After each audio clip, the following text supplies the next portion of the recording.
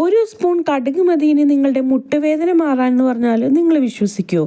മുതിർന്നവർക്ക് മാത്രമല്ല, ഒരു 40 വയസ്സ് കഴിഞ്ഞ മിക്കവാറും പേരും നേരിടുന്ന വലിയൊരു പ്രശ്നം തന്നെയാണ് കാൽമുട്ട് വേദനയും മുട്ടിനുള്ള നീർക്കെട്ടും എല്ലാം. അതിനെല്ലാമായിട്ട് സിമ്പിളായിട്ട് നമ്മുടെ വീട്ടിൽ എപ്പോഴും ഉണ്ടാകുന്ന ഒരു സംഭവം വെച്ചിട്ട് കിടിലനായിട്ട് നമുക്കൊരു ഹോം റെമഡി ചെയ്ത് നോക്കിയാലോ? അതിനായിട്ട് നമുക്കൊരു ഇടികല്ല് എടുക്കാം, അല്ലെങ്കിൽ മിക്സിയുടെ ചെറിയ ജാറായാലും മതി. ഒരു 1/2 ടേബിൾ സ്പൂൺ കടുകാണ് ഞാൻ ആദ്യമായിട്ട് ഇതിലേക്ക് ഇട്ട് കൊടുക്കാനായിട്ട് പോകുന്നത് കേട്ടോ. നല്ലതായിട്ട് ഇടിച്ചോ ചതച്ചോ നമുക്കതൊന്ന് അരച്ചെടുക്കണം. നൈസായിട്ട് പൊടിയൊന്നും വേണ്ട, എന്നാൽ നല്ലപോലെ എല്ലാം ചതഞ്ഞ് കിട്ടണം. ഇതിലേക്ക് ഞാൻ ഇട്ട് കൊടുക്കാൻ പോകുന്നത് ഒരല്ലി വെളുത്തുള്ളിയാണ്. 1 2 നമുക്ക് ചേർക്കാം. ഇതും നല്ലപോലെ ചതച്ച് രണ്ടും കൂടി മിക്സ് ആക്കി എടുക്കാം. തൊലി കളയാതെയാണ് ഞാനിവിടെ വെളുത്തുള്ളി ഇട്ട് കൊടുത്തത്. അതുകൊണ്ട് ചതച്ച് കഴിഞ്ഞപ്പോൾ അതിൻ്റെ തൊണ്ട് ഞാനൊന്ന് മാറ്റിയെടുത്തിട്ടുണ്ട്.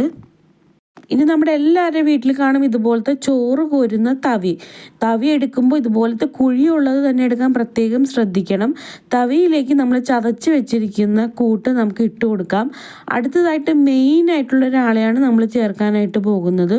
ഒരു 1/4 ടേബിൾ സ്പൂൺ ഉപ്പ്, അതും കൂടി ചേർത്തതിന് ശേഷം, ഉപ്പ് നമ്മൾ ചേർത്ത് കൊടുക്കുന്നത് നീർക്കെട്ട് വലിയാൻ വേണ്ടിയിട്ടാണ് കേട്ടോ. മുട്ടുവേദന മാത്രം ഉള്ളവർ ഉപ്പ് ചേർത്തില്ലെങ്കിലും കുഴപ്പമില്ല. നീർക്കെട്ട് മാറാനാണെങ്കിൽ നമുക്ക് ഉപ്പും കൂടി ചേർക്കാം. ഇതിലേക്ക് നമ്മൾ ചേർത്ത് കൊടുക്കാൻ പോകുന്നത് നമ്മുടെ വെളിച്ചെണ്ണയോ അല്ലെങ്കിൽ എണ്ണയോ ഓയിലോ എന്തെങ്കിലും ഒരല്പം ചേർത്ത് കൊടുക്കാം. ഒരു കുഴച്ചിൽ വരാൻ വേണ്ടിയിട്ടാണ് നമ്മൾ ഇതുപോലെ എണ്ണയോ ഓയിലോ ഒക്കെ ചേർത്ത് കൊടുക്കുന്നത്.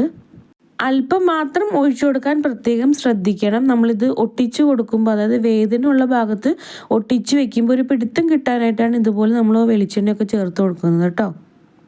അടുത്തതായിട്ട് നമ്മൾ ആ തവി അടുപ്പിൽ വെച്ചൊന്ന് ചൂടാക്കി എടുക്കാൻ പോവാണ്. ചെറിയ തീയിൽ മാത്രമേ വെക്കാവൂ. തവിയിലെ എണ്ണയിൽ ബബിൾസ് വരുമ്പോൾ അപ്പം തന്നെ നമ്മൾ സ്റ്റൗ ഓഫ് ചെയ്യണം. ഒരുപാട് മൂത്ത് പോകാൻ പാടില്ല കേട്ടോ. പെട്ടെന്ന് തന്നെ നമ്മുടെ ഈ സംഭവം കത്തിപ്പോകാൻ ചാൻസ് ഉണ്ട്. അപ്പോൾ തീ കുറച്ച് തന്നെ ഇടാൻ പ്രത്യേകം ശ്രദ്ധിക്കണം. ഈ ടൈമിൽ നല്ലൊരു മണം വരും കേട്ടോ. നമ്മുടെ വെളിച്ചെണ്ണയിൽ കിടന്ന് നമ്മുടെ വെളുത്തുള്ളിയിൽ മൂക്കുമ്പോൾ ഒരു സൈസ് മണം വരും. നല്ലൊരു സ്മെല്ലാണ് കേട്ടോ. ഇനി നമ്മൾക്ക് ഇതൊന്ന് ചൂടാറാനായിട്ട് മാറ്റി വെക്കണം.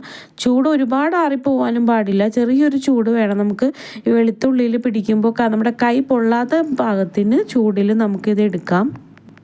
പിടിക്കാൻ പാകത്തിന് ചൂടാകുമ്പോൾ നമുക്കത് ഉരുട്ടിയെടുത്തിട്ട് എവിടെയാണോ വേദനയുള്ളത്, കാലിൻ്റെയോ കൈൻ്റെയോ മുട്ടിലോ ശരീരത്തിൻ്റെ ഏത് ഭാഗത്താണെങ്കിലും ഈ മിശ്രിതം നമുക്ക് ഇങ്ങനെ എടുത്ത് ഒന്ന് പൊത്തി വെച്ച് കൊടുക്കാം കേട്ടോ.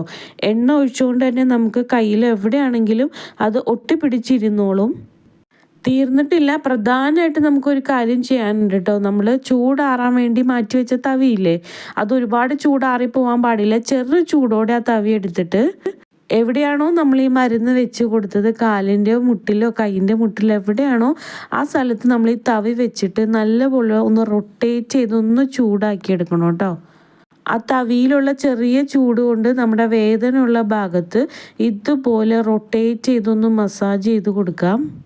ഇങ്ങനെ ചെയ്ത് കൊടുത്താൽ ഒരാഴ്ചയ്ക്കുള്ളിൽ തന്നെ നമ്മുടെ മുട്ടുവേദനയൊക്കെ പമ്പ കിടക്കും. അപ്പോൾ വീഡിയോ ഇഷ്ടമായെങ്കിൽ ലൈക്ക് ചെയ്യാനും ഷെയർ ചെയ്യാനും മറക്കല്ലേ.